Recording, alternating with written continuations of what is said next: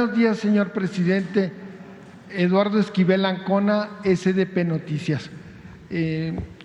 Señor presidente, yo quisiera preguntar, ¿qué opinión le merece las declaraciones de Moody's que dicen que México no podrá evitar una recesión en el 2023? Y cuando esta calificadora también le rebajó la calificación crediticia a Pemex, y pues a mí no me parece que sea así, porque Pemex tuvo ganancias este primer trimestre por más de 6,000 millones de dólares, hizo una recompra de bonos, una reestructura de su deuda que fue exitosa, que se inyectaron 3,500 millones de dólares del presupuesto y que no se… Y hubo varias cosas más, y hay que, como usted dice, para los jóvenes, ¿quién es Moody's, no? En el 2000, en el año 2000, calificaban a la empresa Enron 4 días antes de que se declarara en quiebra. Enron, la empresa que esquilmó con la privatización del sector eléctrico de California, le robaban a los consumidores de una forma espantosa. Todo el mundo se daba cuenta y la calificadora les ponía triple A, Moody's, 4 días antes de que se declarara. En el 2008, hubo la crisis de la hipotecaria, también a Lehman Bros. Le tenía al banco número 4 en Estados Unidos, que tenía estos bonos de hipotecarios, también les bajó, la tenían en triple A una semana antes de que se declararan en quiebra la empresa. Esto no solo afectó a los Estados Unidos, nos afectó a nosotros, sobre todo el 2008, y en muchos lados del mundo. Se tiene proyectado que se perdieron 6 millones de empleos por esta situación. Entonces, en México, el Fondo Monetario internacional no habla de una recesión en México, sino inclusive, como usted acaba de decir, le subió la perspectiva de crecimiento del PIB en este año, y el año que viene también pronosticó que va a haber crecimiento. Yo creo que yo en mi pensamiento y en los análisis que hemos hecho en SDP y en Noticias y en Econósfera, hemos visto que a lo mejor se queda corto el Fondo Monetario Internacional en el crecimiento del PIB, porque están los 40,000 millones de dólares que se piensan invertir de Estados Unidos en proyectos. Está lo de la región del Istmo de Tehuantepec. Esta región, el Banco Interamericano de Desarrollo dio 2,800 millones de dólares de créditos para que se reubicaran muchas empresas en esos 10 polos industriales que hay en esa zona, y pronostican que si cuaja ese proyecto, que esperemos que sí cuaje, subiría 2 puntos el PIB de México por cuajar esta. Y ya muchas empresas ya se han reubicado en el nearshoring, se han reubicado en DHL, ya vino a México, una empresa insumos médicos de danesa, ya vino a México. Son varias y se tienen proyectados mucho más por la inflación que hay en el transporte marítimo, que han subido más de 500%. Entonces, yo quisiera saber qué opinión le merece esto y recordar lo de Moody's para los jóvenes, como usted dice. Sí, son modelos de medición que van de la mano con la política neoliberal, pero que están en franca decadencia. El modelo neoliberal está en crisis en el mundo.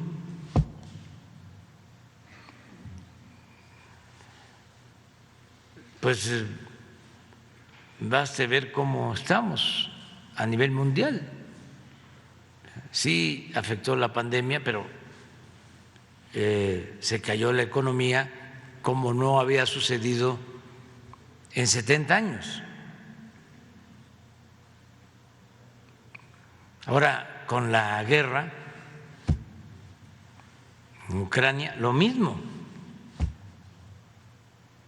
una inflación galopante en todo el mundo. Entonces, sí es una crisis de la política económica mundial, pero no quieren revisarla, se aferran a lo mismo. Por ejemplo, cuando la pandemia, la receta de los organismos financieros para enfrentar la crisis era la misma que se aplicó desde los años 80, endeudar al país. Yo les platiqué de cómo un mandatario europeo, después de llegar del Banco de Europa, de obtener un crédito de miles de millones de euros, entra a su oficina y como algo espontáneo lo están esperando sus funcionarios y le aplauden porque había endeudado a su país. Y todos hicieron lo mismo.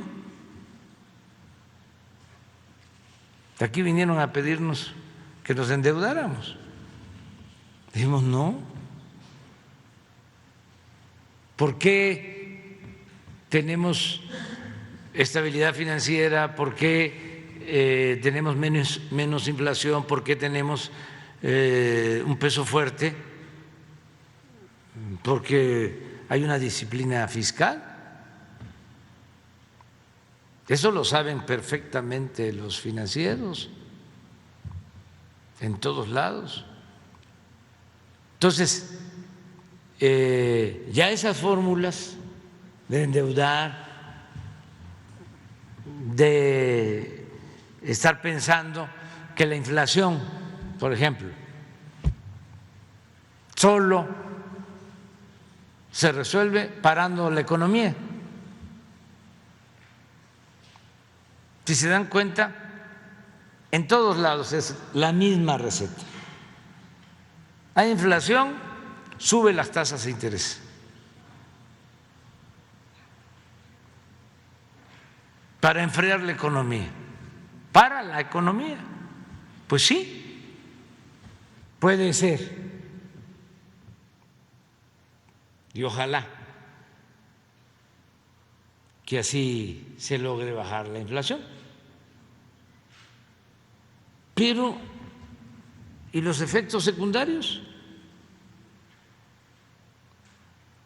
¿Qué significa parar la economía? Pues que no hay crecimiento, no hay empleos, no hay bienestar. Bueno, ¿y por qué no se toma en cuenta que la inflación también es resultado de la decadencia productiva? No hay oferta. De que no se produce, de que se les hizo muy cómodo comprar en el extranjero lo que se necesitaba y depender del extranjero, no producir lo que se consume en cada país, que esas son decisiones estructurales, de fondo. Pero bueno, ¿qué sucede con nosotros? Y esto para la gente, que aún con estos fenómenos adversos, porque la pandemia es un factor externo, la inflación es externa, no se produjo en México, es algo que nos está llegando de afuera. Bueno, aún con eso, nosotros tenemos ventajas, cuando menos tres. Uno, que tenemos una cercanía con el mercado más importante del mundo y que el intercambio comercial con Estados Unidos y con Canadá nos permite que haya inversiones y que haya empleo. Ese es un factor. México está ahora considerado como uno de los países con más ventajas competitivas, comparativas. Por eso crece y crece la inversión extranjera, lo que llega de inversión foránea. Y por eso quería yo que lo de las exportaciones, ¿lo tienen? Fíjense lo que está pasando. Ese es un elemento a favor que se tiene.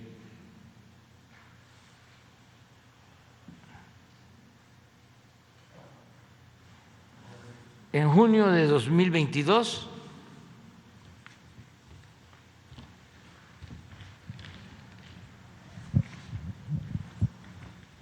con cifras originales, las importaciones superaron a las exportaciones en 3.957 millones de pesos. Las dos.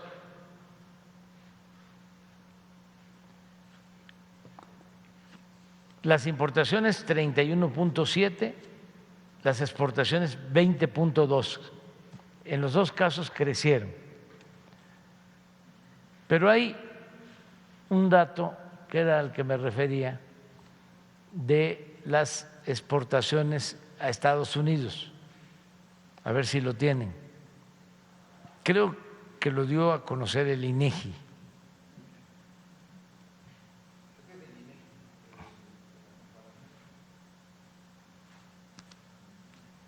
Acerca del incremento de las exportaciones de México.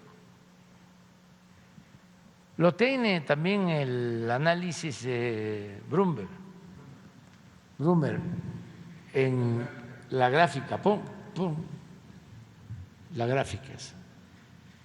Pero ese es un factor, uno. Pero hay dos que son más importantes, donde tenemos más ventajas. Uno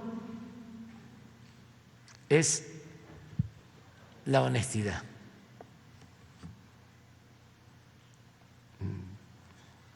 la mayor riqueza de México es la honestidad de su pueblo.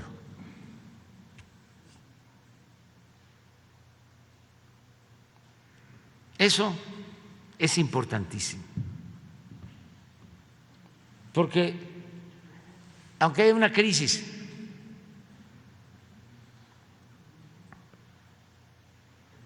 si hay honestidad, si no hay corrupción, podemos enfrentarla. Imagínense que con la pandemia no hubiésemos comprado la vacuna para todos.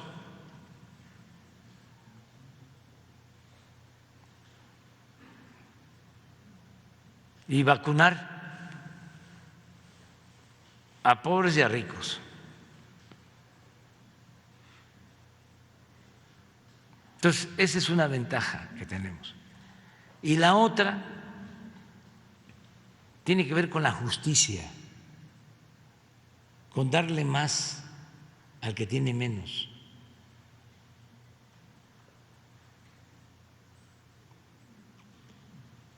Esto antes se llamaba distribución de la riqueza y luego lo suavizaron llamándole distribución del ingreso. Pero es justicia. Entonces, no se trata solo de medir crecimiento. Puede ser que no haya crecimiento con relación a lo que pasaba antes, pero se distribuye la riqueza con justicia. Lo poco o lo mucho que se tiene con justicia. Y eso es fundamental. Esa es la diferencia entre crecimiento y desarrollo. Porque si un potentado, no estoy en contra de ellos, también lo aclaro, estoy en contra de la corrupción, pero si alguien aparece en la lista de Forbes de hace un año con 60,000 millones de dólares y ahora tiene 80,000 millones de dólares,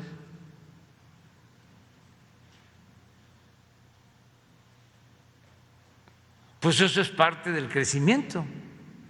Sí, nada más que es de uno.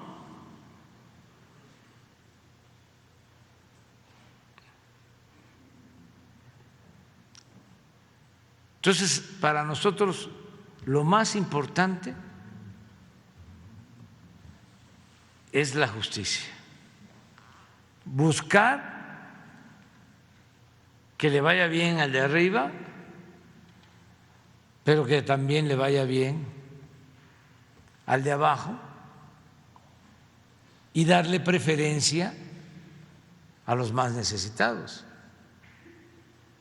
¿Qué es lo que yo digo en una frase o dos? Digo, no te dejes engañar. Hay una canción de mi época de protesta que decía eso. No te dejes engañar cuando te hablan de progreso,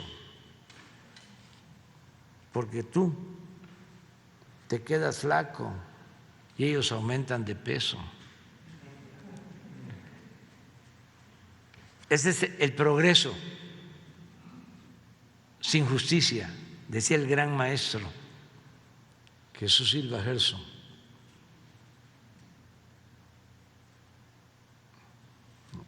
El maestro Silva Gerson, don Jesús, decía: progreso sin justicia es retroceso.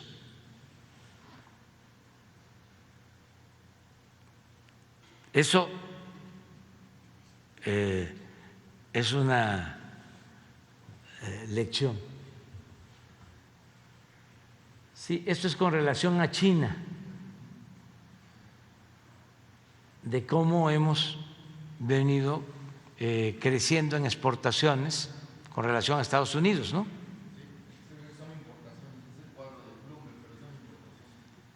Sí.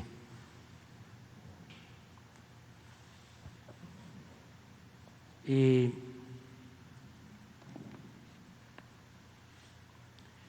el crecimiento con bienestar es lo que buscamos. Entonces, hasta en circunstancias difíciles vamos a salir. Entonces no va a haber recesión en 2023 como lo pronostica. Pues en México no. Es lo que dice Nosotros no vamos a tener problemas. Ya enfrentamos lo más difícil, lo más doloroso, el daño que causó la pandemia,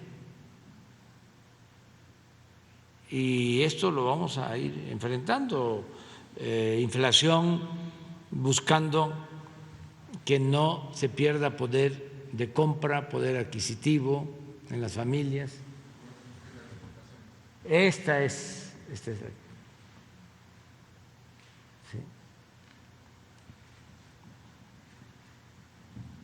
sí, es China y Estados Unidos.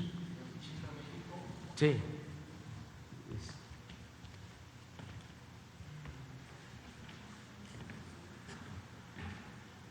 Incluso hay una nueva, pero no sé si. Pero esto es China con relación a Estados Unidos. Sí. Y estos somos nosotros.